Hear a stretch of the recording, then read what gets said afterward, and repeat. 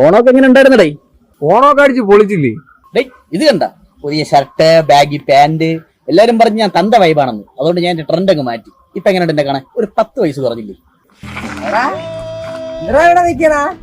ഓണമൊക്കെ എങ്ങനെ ഉണ്ടായിരുന്നു? ഓണമൊക്കെ അടിച്ച് പൊളിച്ചു. തണ്ട പുതിയ ഷർട്ട് ഇറക്കി, പാന്റ് ഇറക്കി, ഞാനങ്ങ് ഫ്രീക്കായി.